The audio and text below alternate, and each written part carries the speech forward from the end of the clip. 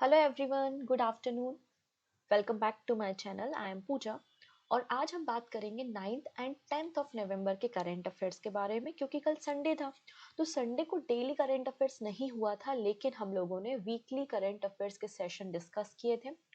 मैंने आप लोगों के साथ दो सेशन शेयर किए हैं। पहला है 2 से लेकर 8 नवंबर तक आपने जो भी सीखा है, जो भी पढ़ा है, उस पर बेस्ड आपके टॉप 75 एमसीक्यूज थे। रैपिड फायर राउंड था। आई होप आप लोग ने उसे एंजॉय किया होगा। डायरेक्टली यहाँ से क्वेश्चंस एग्जाम में आ जाएंगे। दूसरा जो सेशन हमने लिया था वो था बैंकिंग करंट अफेयर्स का। तो ये दोनों वीडियो बहुत बहुत इंपॉर्टेंट हैं आपके अपकमिंग एग्जाम के लिए। आप इन वीडियोस को जाकर देख लीजिएगा। चलिए, अब बारी आती है 9 और 10 नवंबर के करंट अफेयर्स पे। तो आज हमें बात करनी है हमारे देश के 91st नंबर के चेस ग्रैंड मास्टर कौन बन चुके हैं।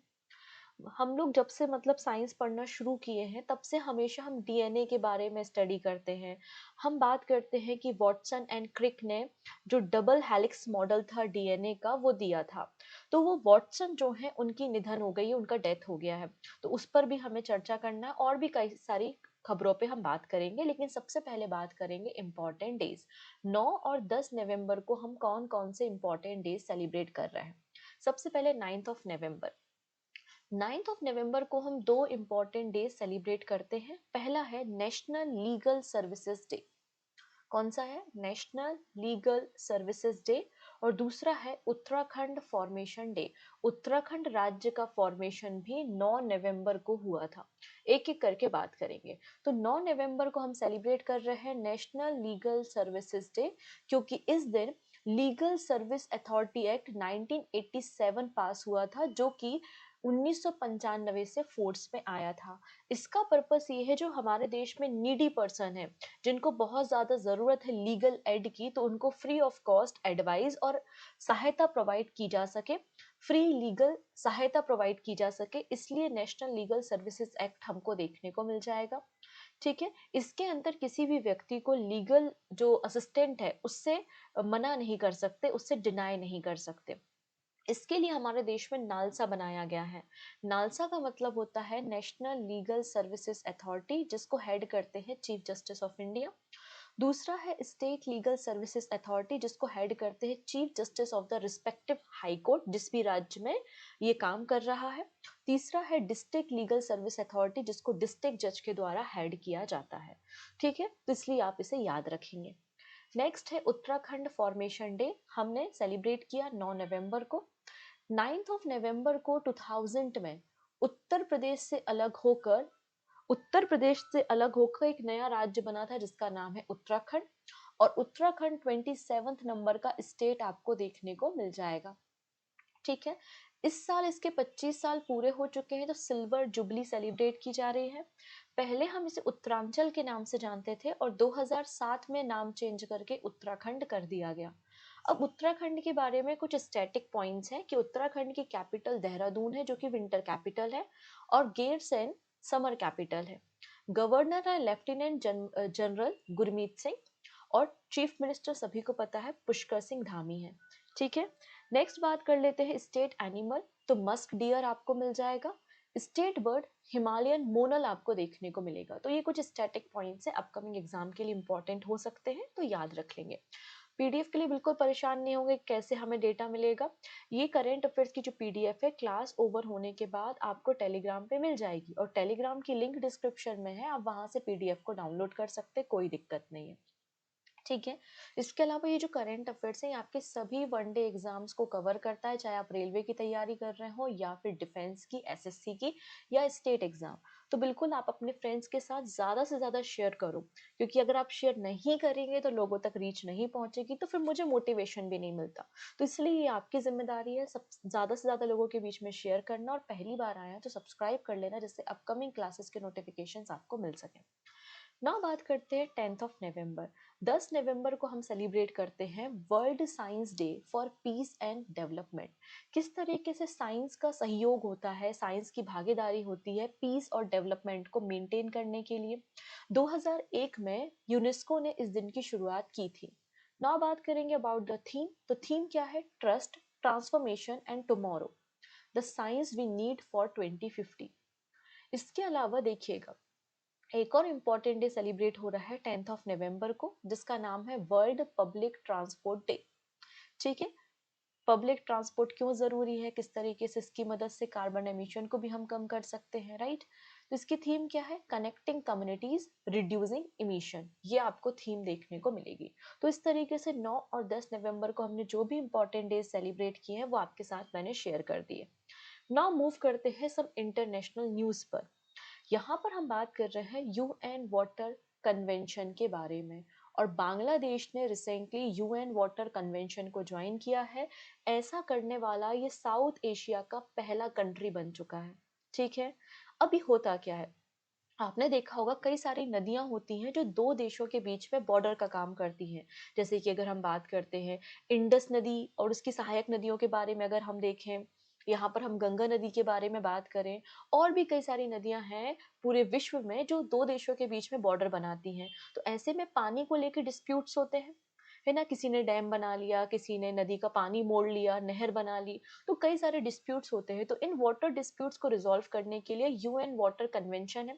कई सारी लेक्स होती हैं जो कि दो देशों की बॉर्डर पर होती हैं, कई सारे देशों की बॉर्डर शेयर करती, जैसे कि कैस्पियन सी, होता है ना ऐसा। तो यहाँ पे जो भी वाटर डिस्प्यूट्स होते हैं उसको रिजॉल्व करने के लिए यूएन वाटर कन्वेंशन है। हालांकि भारत ने अभी तक इस कन्वेंशन को ज्वाइन नहीं किया, India is not a part of UN water convention. Is that clear. Now बात करते हैं बांग्लादेश के बारे में। तो बांग्लादेश पहला साउथ एशियन कंट्री बन चुका है जिसने यूएन वाटर कन्वेंशन को ज्वाइन किया है। ठीक है, ये कन्वेंशन जो है वो protection and use of transboundary water course and international lakes, एक लीगली बाइंडिंग इंटरनेशनल फ्रेमवर्क आपको देखने को मिल जाएगा। ठीक है, इसको 1992 में हेलेंस्की में अडॉप्ट किया गया था और 1996 से ये इन्फोर्स में आया है। ठीक है, इतनी चीजें। इसके अलावा ये sustainable development goal number 6.5, sustainable development goal number 2, 7, 13 और 16 के साथ भी अलाइन होता है, और लगातार इसका एक्सपांशन हो रहा है। कई सारी यूरोपियन कंट्रीज ने इस यूएन कन्वेंशन को ज्वाइन किया है, लेकिन स्टिल इंडिया इसका सिग्नेटरी नहीं है ना। आपको भी इंडिया के वाटर डिस्प्यूट्स देखने को मिलते हैं, Indus water treaty, Ganga water sharing treaty, लेकिन यूएन कन्वेंशन का पार्ट भारत नहीं है, यूएन वाटर कन्वेंशन का पार्ट इंडिया नहीं है। नेक्स्ट बात करेंगे ट्रॉपिकल फॉरेस्ट फॉरएवर फैसिलिटी। एक नया इनिशिएटिव लॉन्च किया है और इसके लिए ऑब्जर्वर कंट्री भारत है। इसके लिए ऑब्जर्वर कौन है, इंडिया है, इसलिए हमारे लिए इंपॉर्टेंट है। वी नो दैट COP30 की मीटिंग कहाँ पर हो रही है, ब्राजील में हो रही है, और यहाँ पर लॉन्च किया गया है tropical forest forever facility initiative. और इस इनिशिएटिव को इंडिया ने ज्वाइन किया है एज अ ऑब्जर्वर कंट्री। इसका पर्पस है कि दुनिया भर में जो ट्रॉपिकल फॉरेस्ट हैं उनको प्रोटेक्ट करना, इसके लिए फंडिंग की व्यवस्था भी की गई है। तो ये जो आपका ट्रॉपिकल फॉरेस्ट फॉरएवर फैसिलिटी है, ये बेसिकली एक फाइनेंस मैकेनिज्म आपको मिल जाएगा। सभी देशों को मिलके अपने अपने देश में जो भी ट्रॉपिकल फॉरेस्ट है उन्हें प्रोटेक्ट करना है, डिफॉरेस्टेशन को रोकना है, उन्हें कंजर्व करना है। इसके लिए आपको आपके काम के अनुसार, आपने जिस टेक्नोलॉजी इनोवेशन का उपयोग किया है उसके अनुसार आपको फंडिंग भी यहाँ पर दी जाएगी। इससे पहली बार ब्राजील ने COP28 की जो मीटिंग हुई थी दुबई में, तब प्रपोज किया गया था, और अभी फाइनली COP30 की जो मीटिंग ब्राजील में हो रही है इसे लॉन्च कर दिया गया। तो प्रपोज भी ब्राजील ने किया था और लॉन्चिंग भी ब्राजील में हुई है। लेकिन प्रपोज कब हुआ था, COP28 की मीटिंग में, और मान्यता कब मिली है, COP30 की मीटिंग में। ठीक है, तो ब्राजील के साथ साथ दूसरी जो कंट्री है जहाँ पे ट्रॉपिकल फॉरेस्ट जैसे कि कोलंबिया, घाना, इंडोनेशिया, मलेशिया, ये सभी कंट्री भी इसको सपोर्ट कर रही हैं। इस बात को याद रखना है। ये ब्लेंडेड फाइनेंस मॉडल पे काम करता है, मतलब इसमें पब्लिक और प्राइवेट दोनों का पार्टिसिपेशन आपको देखने को मिल जाएगा। इसमें इनिशियल कॉन्ट्रीब्यूशन $25 बिलियन का आपको मिलेगा फ्रॉम इन्वेस्टर। ठीक है, ये बात आपको याद रखना है फॉरेस्ट कंजर्वेशन के लिए। अब ये कहानी मैं पहले भी आपको बता चुकी हूँ, लेकिन वापस से न्यूज में है तो एक बार हम वापस से डिस्कस कर लेते हैं। कंचनजंगा नेशनल पार्क एकमात्र हमारे देश का नेशनल पार्क है जो IUCN की गुड कैटेगरी में शामिल हुआ है। सबसे पहले कंचनजंगा की लोकेशन देख लेते हैं। तो आप देख सकते हैं ये है कंचनजंगा नेशनल पार्क, जो कि इंडिया और नेपाल की बॉर्डर पे आप देख सकते हैं, सिक्किम के हिस्से में भी आपको ये देखने को मिलेगा। तो international union for conservation of nature ने रिसेंटली कंचनजंगा नेशनल पार्क को गुड कैटेगरी में शामिल किया है। ठीक है, बायोडाइवर्सिटी, हेल्थ मैनेजमेंट, क्वालिटी कैसी है, उसके अकॉर्डिंगली यहाँ पे रैंक की जाती है। ये जो प्रोग्राम है इसमें पूरी दुनिया भर की 252 नेचुरल साइट्स को शामिल किया गया था। इसकी 3 कैटेगरी हैं, good, good with some concern and significant concern या फिर क्रिटिकल कैटेगरी। तो कंचनजंगा नेशनल पार्क एकमात्र इंडियन साइट है जिसको गुड कैटेगरी में यहाँ पर रखा गया है। कंचनजंगा जो साइट है वो यूनेस्को वर्ल्ड हेरिटेज साइट है, 2016 में मिक्स कैटेगरी में आपको देखने को मिल जाएगी। ठीक है, ये सिक्किम में और इंडिया नेपाल बॉर्डर पर आपको देखने को मिलेगी। इसे 1977 में 1977 में नेशनल पार्क डिक्लेयर किया गया था। ठीक है, माउंट कंचनजंगा जो कि भारत की 3rd हाईएस्ट पीक है, इसके नाम पे इसका नाम कंचनजंगा नेशनल पार्क आपको देखने को मिल जाएगा। तो ये आपके कुछ स्टैटिक है, यहाँ से प्रश्न आ सकते हैं, आप इनको याद रखेंगे। ठीक है, इतनी चीजें। चलिए नेक्स्ट बात करते हैं। First, BIMSTEC India marine research network conference, जिसको हम विमरेन कहते हैं, इसका एब्रीवेशन, इसका फुल फॉर्म पूछा जा सकता है कि विमरेन क्या है। विमरेन का मतलब है BIMSTEC India marine research network, और इसकी पहली कॉन्फ्रेंस हो रही है कोची में 4 से लेकर 6 नवंबर के बीच में। ठीक है, तो कोची ने पहली BIMSTEC India marine research network conference को होस्ट किया, जो कि रीजनल ब्लू इकोनॉमी को प्रमोट करता है, और बे ऑफ बंगाल इनिशिएटिव के मतलब बिम्स्टेक की जितनी भी कंट्री हैं और भारत के सहयोग से हम ब्लू इकोनॉमी और मरीन रिसर्च पे फोकस करेंगे, ये इसका उद्देश्य है। विमरेन इनिशिएटिव को पहली बार प्राइम मिनिस्टर ऑफ इंडिया ने अनाउंस किया था कोलंबो विम्स्टेक समिट में 2022 में। तो आप कह सकते हैं ये जो विमरेन इनिशिएटिव है ये इंडियन गवर्नमेंट का इनिशिएटिव है। 2022 में हमने इनिशिएटिव लिया था और 2024 में finally ministry of external affairs ने इसे लॉन्च कर दिया था। इसकी पहली कॉन्फ्रेंस कोची में आपको देखने को मिल रही है। फोकस एरिया आप देख सकते हैं, ओशियन ऑब्जर्वेशन है, marine innovation, marine ecosystem health आपको देखने को मिल जाएगा। ठीक, चलिए फर्दर डिस्कशन करेंगे, लेकिन उसके पहले मैं बताना चाहती हूँ, अगर आप लोगों को अपकमिंग एग्जाम के लिए अक्टूबर मंथ के complete banking current affairs ready करने हैं विद एमसीक्यूज, तो आपके लिए बैंकिंग करंट अफेयर्स की अक्टूबर मंथ की मैगजीन अवेलेबल है, प्रिंटेबल फॉर्मेट में है, आप इसे डाउनलोड कर सकते हैं, वो भी 1 ईयर की वैलिडिटी के साथ, केवल 25 रुपए में। कहाँ पर अवेलेबल है? पूजा जैन क्लासेस एप्लीकेशन पे आप पेड नोट्स पे जाइएगा, वहां पर आपको ये मैगजीन्स मिल जाएंगी। साथ ही साथ आपको यहाँ पर एक और मैगजीन मिलेगी, अक्टूबर मंथ की टॉप 300 एमसीक्यू और 1 लाइनर की मैगजीन। ठीक है, इसके अलावा टेस्ट सीरीज और पीवाईक्यूज भी आपको अवेलेबल है। नेक्स्ट बात करेंगे 91st नंबर के चेस ग्रैंड मास्टर के बारे में। इनका नाम है राहुल, इनका नाम है राहुल वीएस, और ये हमारे देश के 91st नंबर के चेस ग्रैंड मास्टर बन गए हैं। कुछ दिन पहले की ही बात है, मैंने आपको बताया था इलम पर्थी एआर, इन्हें 90th नंबर का हमारे देश का चेस ग्रैंड मास्टर बनाया गया था। तो आपको ये दोनों नाम याद रखने, कोई भी नाम एग्जाम में बन सकता है। अगला नाम आता है शीतल देवी का। शीतल देवी कहाँ से है? जम्मू एंड कश्मीर से बिलोंग करती हैं, और ये हमारे देश की एक पैरा आर्चर है। कौन है ये? पैरा आर्चर आपको देखने को मिल जाएंगे।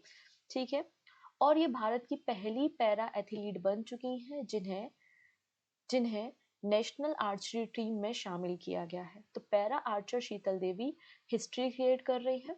ये पहली इंडियन पैरा एथलीट बन चुकी हैं जिन्हें able body international competition national archery team में शामिल किया गया है, और ये कहाँ पर होगा? 9 से लेकर 16 दिसंबर के बीच में जैधा में आपको देखने को मिल जाएगा।